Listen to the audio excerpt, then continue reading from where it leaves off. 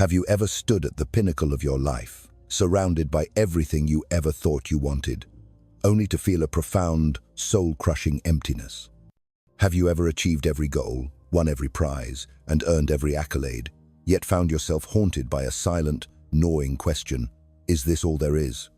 If this feeling resonates deep within your spirit, know that you are not alone, nor are you broken. This is not a sign of failure. It is the sacred call of your soul's awakening. You are standing on the very same precipice as one of history's greatest literary giants, Leo Tolstoy. His journey into the dark night of the soul holds a divine blueprint for anyone who has ever felt lost in the light of their own success. If this message is already stirring something within you, I invite you to join our community of seekers by liking this video and subscribing to the channel. Let the universe know you are ready for this truth by sharing your own experience in the comments, or simply by typing "I resonate" or the number 777. Your story matters, and together we illuminate the path. Leo Tolstoy was a man who breathed the very air of triumph. Imagine for a moment the sheer magnitude of his existence. He was not merely wealthy, he was an aristocrat, born into a lineage of Russian nobility, the master of vast estates where the land itself seemed to bow to his name. His life was not one of quiet comfort, but of opulent grandeur, filled with lavish balls, intellectual salons, and the deference of an entire society. He was not just recognized, he was globally revered. His name was spoken with awe in the literary circles of Paris, London, and Berlin. His novels, monumental works like War and Peace and Anna Karenina, were not just books, they were cultural events, hailed as masterpieces that had already cemented his immortality in the annals of history. He was admired with equal fervor by the sharpest intellectual minds of his time and the everyday reader who found their own heart reflected in his pages. His family life was vibrant and full, the laughter of his 13 children echoing through the halls of his Yasnaya Polyana estate. By every conceivable external measure, Leo Tolstoy was a man who had conquered life.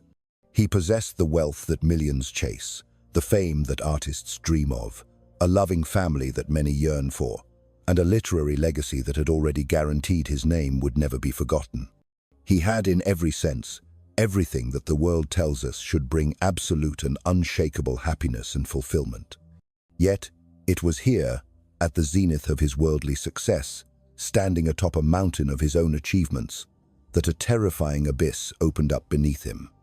A single, simple question began to haunt him, a question that started as a whisper in the quiet moments of the day and soon grew into a deafening roar that consumed his every waking thought. What is the meaning of life if everything, absolutely everything, ends in the finality of death? This was not a passing philosophical curiosity, not an intellectual game to be debated over wine with his peers. No, this was a profound existential crisis, a spiritual sickness that threatened to unravel the very fabric of his reality. The world, once so vibrant and full of purpose, began to lose its color, its texture, its taste. Every morning, he would awaken not with gratitude for his immense fortune, but with a chilling sense of dread, a cold phantom whispering the same message of futility into his ear. The love of his wife, the smiles of his children, the praise of critics, the royalties from his books, all of it felt like a grand, elaborate illusion. A beautiful stage play performed for a man who knew the final curtain would inevitably fall, rendering the entire performance meaningless. He felt as though his entire life had become a lie. He described this torment with a powerful and terrifying allegory. He compared himself to a traveler lost in a dark and menacing forest, desperately fleeing from an inevitable, ferocious beast. This beast, he knew, was death, relentless and inescapable. In his flight, the traveler falls into a deep well, but manages to save himself by clinging desperately to a fragile branch growing from a crack in the wall. He hangs there, suspended between the ravenous beast above and a dark, unknown abyss below. He sees that his hands are weakening, the branch is beginning to bend. He knows his fall is imminent. Yet, while clinging to this precarious lifeline, he sees two mice, one black and one white, representing night and day methodically gnawing away at the very branch that supports him. He knows, with absolute certainty, that soon the branch will snap, and as he hangs there, he notices a few drops of honey on the leaves of the branch. He stretches out his tongue to lick them, finding a fleeting moment of sweetness. This, Tolstoy realized, was his life. The honey was the temporary pleasure of his family, his writing, his fame, sweet but utterly powerless against the gnawing certainty of oblivion.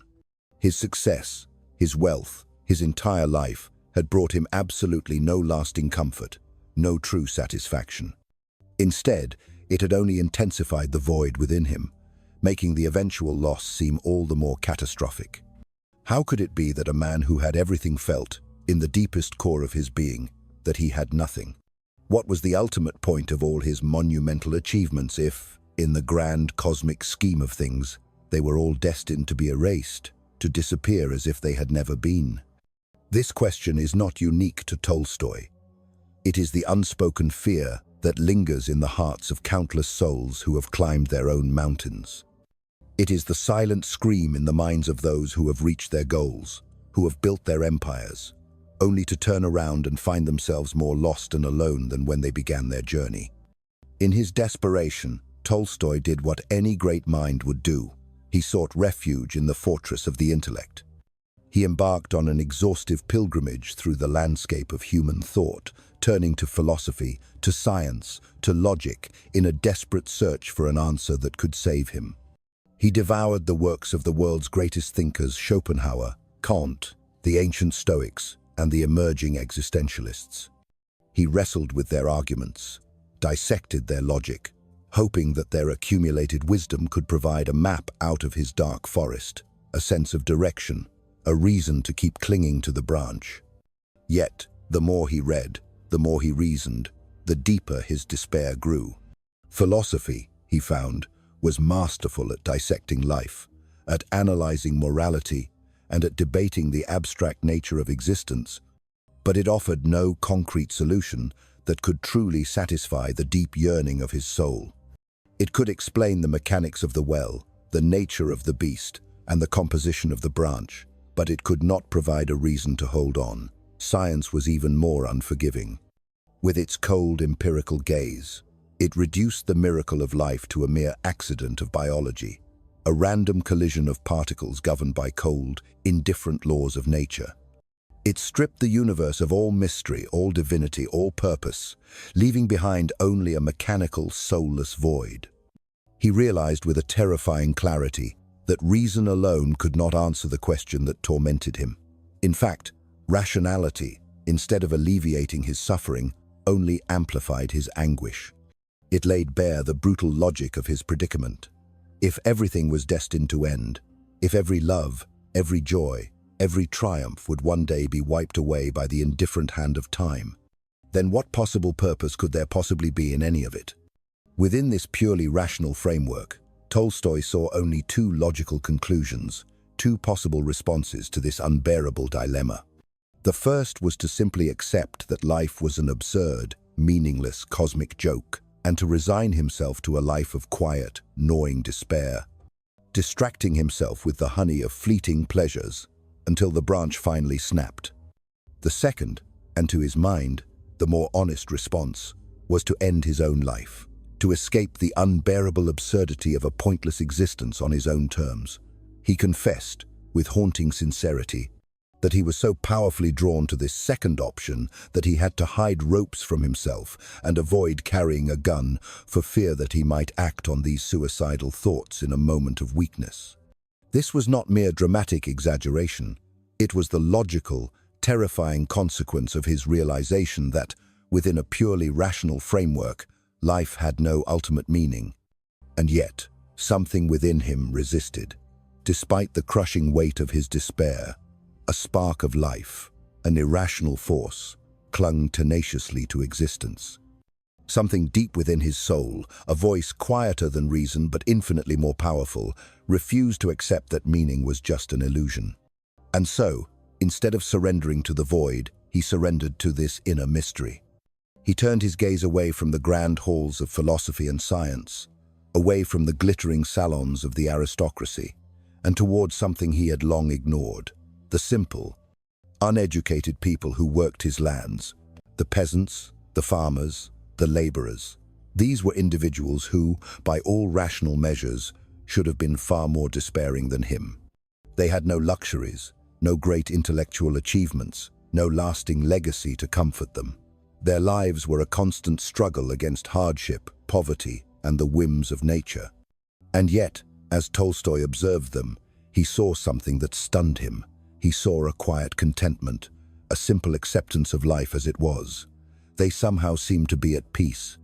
What did they know that he, with all his genius and knowledge, did not?